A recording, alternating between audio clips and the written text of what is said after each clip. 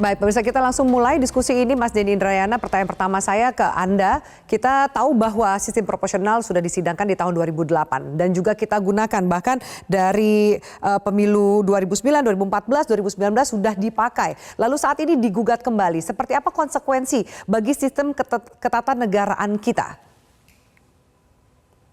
Ya, dalam bahasa populer ini sistem kita akan maju mundur, poco-poco tidak jelas kan.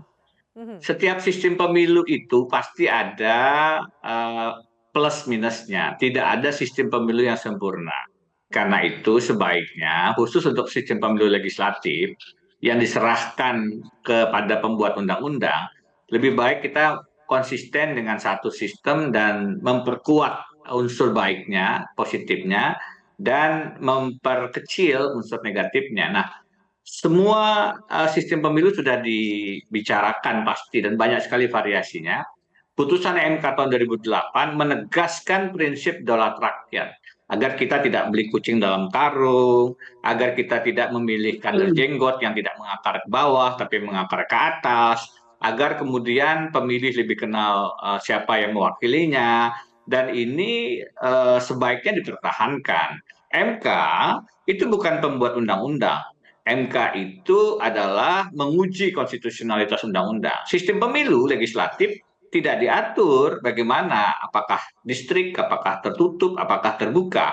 Karena itu memang MK seharusnya tidak menjadi positif legislator. Artinya apa? Artinya sudah benar tahun 2008 dipilih prinsip daulat rakyat, jangan kemudian itu sebaiknya diganggu, apalagi saya terus terang melihat ini perubahan ini karena ada simulasi bahwa jika tertutup akan dapat kursi lebih banyak dan seterusnya. Nah, kalau pendekatannya semacam itu karena hitung-hitungan bisa lebih banyak kursi dan lain-lain, lebih menguntungkan, maka kan akan sangat jangka pendek.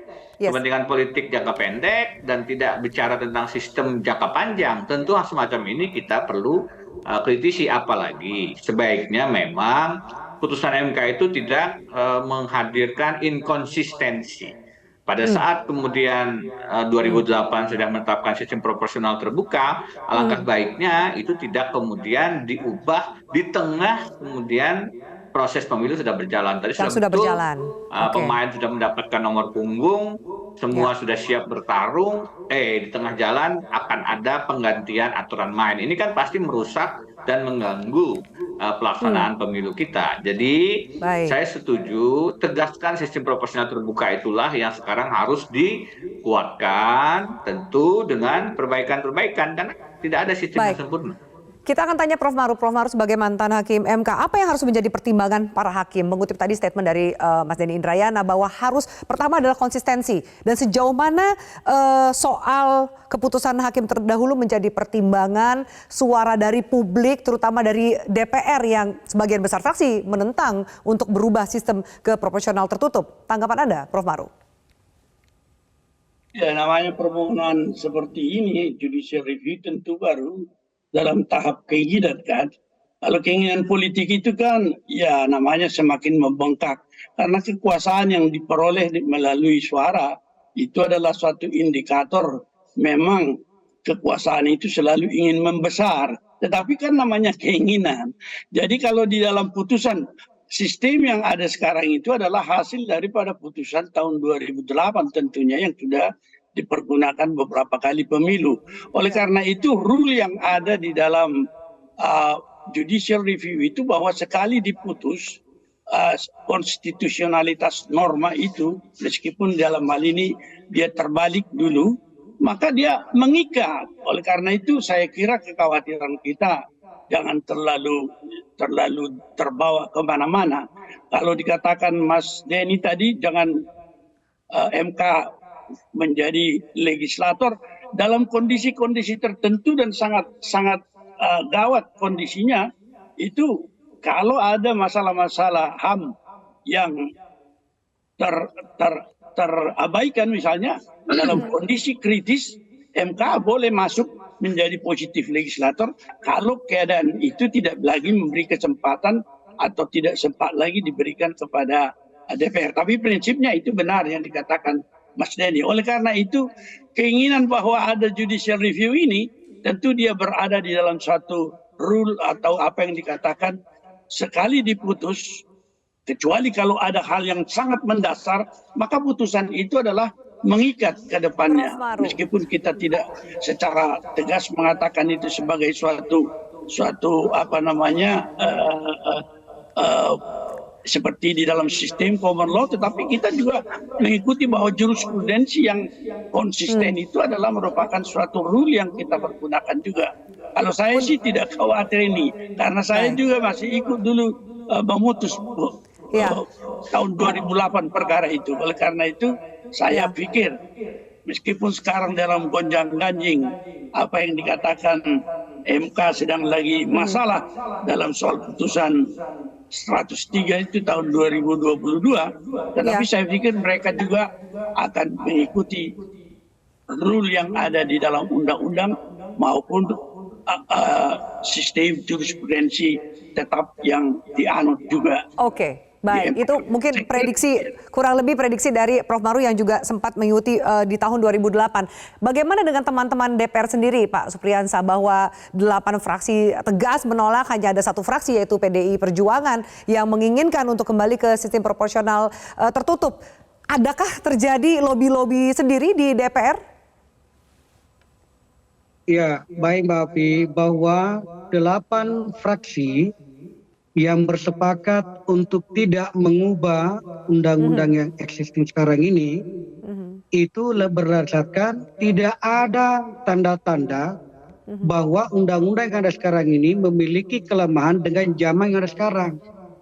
Saking pentingnya bagaimana masyarakat bisa mengetahui tentang informasi publik, termasuk informasi calon wakilnya, seperti yang disampaikan tadi. Yaitu bahkan undang-undang keterbukaan informasi ada di Republik ini. Ini menandakan apa? Bahwa begitu pentingnya masyarakat sebagai daulat rakyat untuk mengetahui siapa yang akan mewakilkan dirinya di parlemen. Dengan dasar itu sehingga 8 fraksi mengatakan kami tidak akan pernah bergeser dari undang-undang yang ada sekarang. Nah, kalau kita bergeser maka itu menjadi kemunduran yang sangat jauh kalau kita mau mundur menjadi tertutup. Karena sistem ini Mbak Afi sudah dilaksanakan beberapa tahun yang lalu sebelum 2014. Dari 2009, 2014 dan 2019. Ya, 2009. Ya. Sebelum itu kan ini sudah ada. Sudah dilakukan di zaman dulu. Apakah kita akan kembali lagi?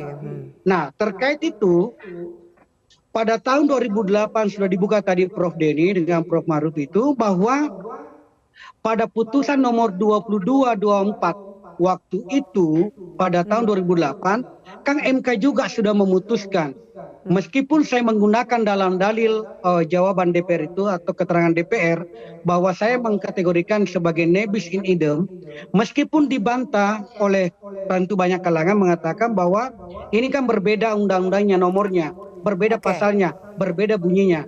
Tetapi yang ingin saya sampaikan bahwa masih sama muatannya, berbicara tentang sistem pemilu proporsional terbuka. Itulah saya berani mengatakan bahwa kalau kita melakukan pendekatan hukum ini adalah pendekatannya nebis. Mestinya saya sependapat dengan Prof Denny bahwa sebagai lembaga pembentuk undang-undang ya tentu DPR dengan Presiden. Tanpa ya kita maaf ini MK, bahwa MK bukan pembentuk undang-undang. Yang membentuk undang-undang itu adalah DPR dan Presiden. Jadi ranahnya bukan ada di MK. Baik, Pak Supriyansa, tapi tadi pertanyaan saya belum terjawab lebih jelas. Apakah ada lobby-lobby yang dilakukan baik dari fraksi yang setuju dan fraksi yang menolak? Anda yakin bahwa 8 fraksi ini akan tetap satu suara menolak? Tidak akan ada yang berpindah untuk menjadi bergeser memilih tertutup? Ya, sampai malam ini Mbak Afi, bahwa desas-desus ada orang-orang atau oknum tertentu yang melakukan lobby-lobby untuk menggeser porsi 8 fraksi yang setuju terbuka. Sampai malam ini tidak ada lobby-lobby untuk lari dari terbuka menjadi tertutup. Belum ada sampai hari ini. Lobby pun tidak ada. Karena memang Mbak Afi dari 8 fraksi kan sepakat menjadikan saya sebagai juru bicaranya 8 fraksi untuk kasus ini. Nah, dari semuanya belum pernah ada penyampaian bahwa kami mau lari, kami mau Dari merubah kesepakatan pendapat ini. kita. Oke. Tidak ada sama sekali. Oke, baik. Mbak Afi. Saya kembali ke Mas Denny. Ya, silakan Mas Denny mau menanggapi. Iya, karena ini kasus perkara yang ada di Mahkamah Konstitusi, ya soal lobby-lobby di antara partai itu satu hal. Tapi yang harus dijaga sebenarnya adalah jangan sampai ada lobby-lobby non-hukum ke Mahkamah Konstitusi. Makanya kan kita bicara Bagaimana menjaga kredibilitas, hakim agar tidak terintervensi, Mas kredibilitas Denny? hakim. Karena yang jadi masalah kalau kemudian putusan di Mahkamah Konstitusinya yang kemudian bergeser. Secara teori, undang-undang MK maupun peraturan Mahkamah Konstitusi memungkinkan satu norma itu diuji berkali-kali sepanjang ada alasan konstitusional yang berbeda. Tadi Pak Ma'ruf juga mengatakan kalau sangat ada alasan melanggar HAM maka MK bisa menjadi positif legislator, bisa membuat norma. Tapi kan ini tidak dua-duanya. Artinya ini justru open legal policy sejak dari awal. Tidak ada dalam Undang-Undang Dasar kita mengatur apa sistem pemilu legislatif. Lebih jelas kalau sistem presiden itu direct presidential election, langsung dipilih oleh rakyat. Jadi tidak bisa kemudian undang-undang mengatur dipilih MPR misalnya. Nah, kalau sistem pemilu legislatif tidak diatur apa detailnya, karena itu memang ini adalah wilayah DPR, Presiden, dan jangan lupa DPD juga. Ini seringkali kita lupa, padahal DPD juga punya kewenangan legislatif menurut putusan MK, meskipun di lapangannya memang sangat terbatas. Nah, karena itu menurut saya, sekali lagi untuk menegakkan prinsip daulat rakyat, untuk menjaga konsistensi putusan Mahkamah Konstitusi, untuk sesuai dengan prinsip bukan pembuat undang-undang dalam artian positif legislator, kemudian juga tidak menghadirkan sistem yang berubah di tengah jalan, maka MK memang perlu dikawal. Lebih-lebih politik satu hal, mungkin itu ada di antara partai, tapi yang berbahaya dan harus kita kawal, harus kita pastikan tidak ada lobby-lobby di luar materi persidangan secara hukum di Mahkamah Konstitusi, dan itu sebabnya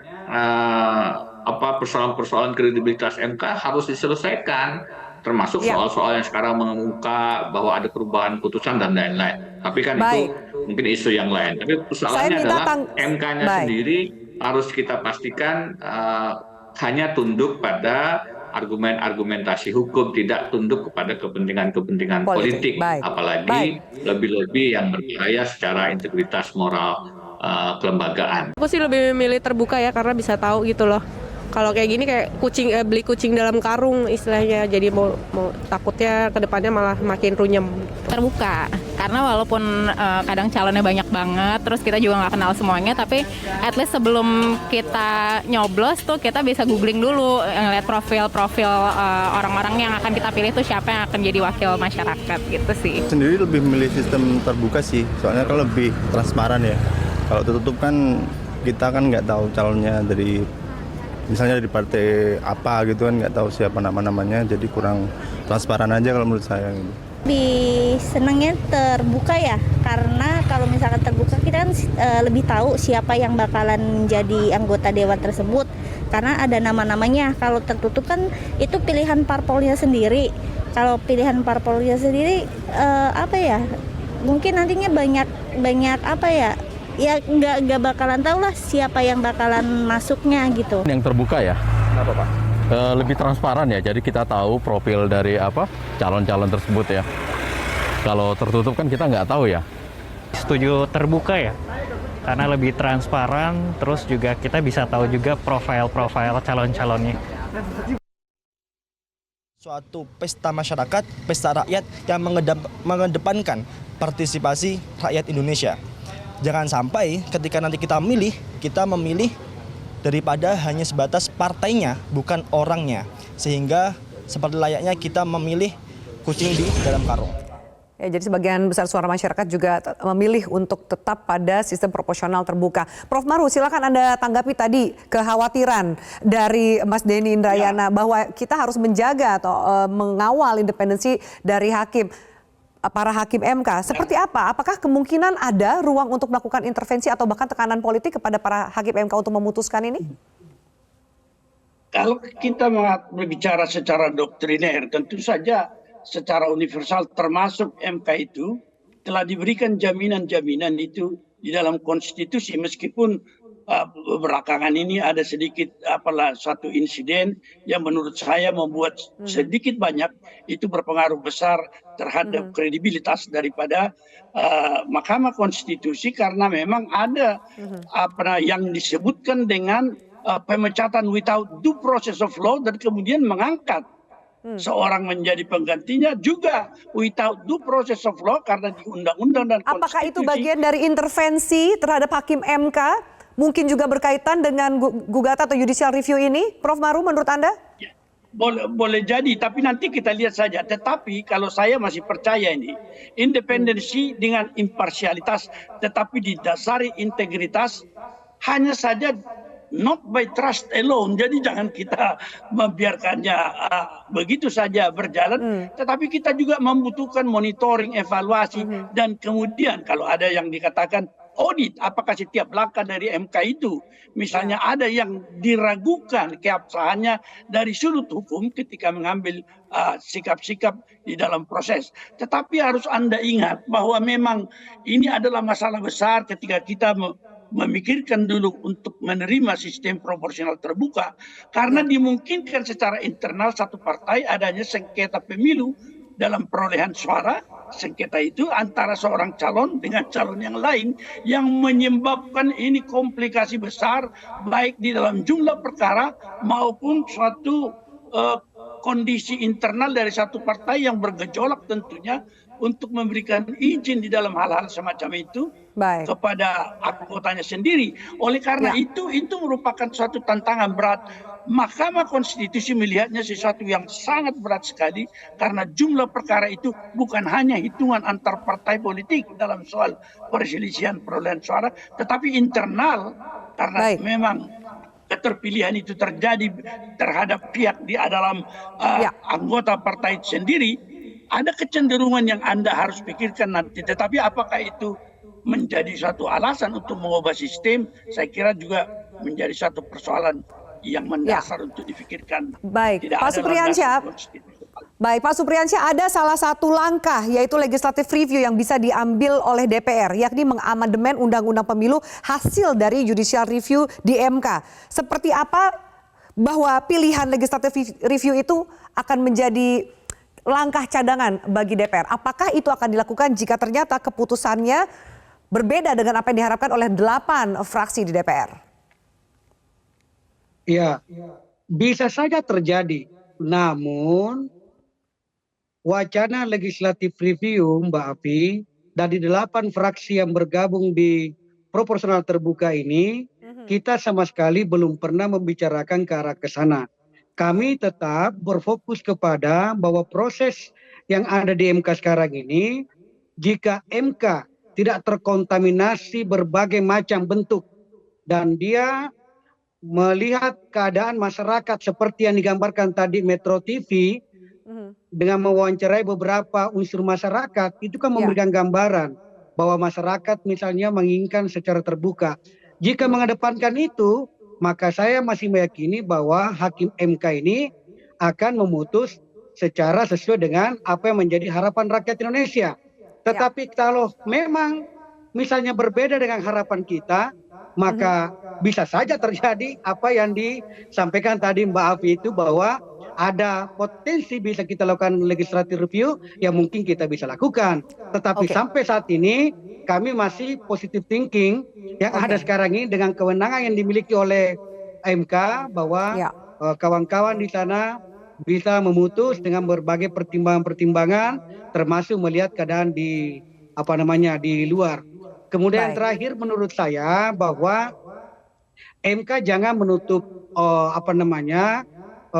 mata, menutup hati dan perasaan melihat persoalan gini, karena dalil yang disampaikan ini, Prof Denny, ini para pemohon itu semata-mata hanya mengatakan bahwa terjadinya mengarah ke pasar bebas dengan kekuatan modal kalau ini terbuka. Nah, kalau seperti itu gambarannya kan ada pengawas pemilu yang bisa kita perbaiki kalau memang kurang bagus. Nah, menurut saya dasar dalil itu saya mengatakan bahwa besar kemungkinan bahwa hakim kita ini yang ada di MK bisa memutus. Tapi toh kalau memang ada lobby-lobby di luar hukum, maka maaf, bisa rakyat marah besar terhadap kawan-kawan yang Worst skenario-nya Mas Dedi, kalau ternyata keputusannya bertolak belakang yaitu mengabulkan, yaitu kita kembali ke sistem proporsional tertutup. Apa dampak bagi institusi MK dan juga putusannya? Apalagi ternyata DPR juga punya kewenangan melakukan legislative review. Ya, sebenarnya tidak ideal ya putusan MK kemudian dibatalkan lagi dengan legislative review. Itu artinya kan bukan checks and balances, tapi saling ngotot dan saling menyalahkan. Bukan begitu cara kita bernegara. Harusnya putusan MK dihormati tidak hanya oleh DPR, tapi juga oleh MK sendiri, kecuali memang ada kesalahan dasar dalam putusan MK sebelumnya. Putusan MK sebelumnya kan memberikan hadiah yang jelas, memang bahwa yang dipilih itu sebaiknya rakyat tahu. Ini penegasan dolar rakyat. Sehingga ya harusnya itu tidak dijadikan satu alasan untuk diubah. Apalagi oleh pertimbangan politik semata. Tapi saya memang khawatir. Baik. Mas Dedi, mohon maaf sambungan telekomunikasinya sepertinya kurang baik. Disampaikan oleh Hakim Maru bahwa penggantiannya itu harusnya tidak mempengaruhi kemandirian hakim. Baik, kita nantikan bagaimana dalam perkara ini. Baik, ini sejauh ini tahapan sidang uji materi di MK masih dalam tahap mendengarkan keterangan dari pihak terkait. Kita nantikan dan kita kawal terus sampai keputusan dari Majelis Hakim MK. Terima kasih Prof. Maru, Mas Dedi dan juga Pak Supriyansyah untuk waktu dan diskusi kita di Prime Time News pada malam hari ini. Salam sehat selalu.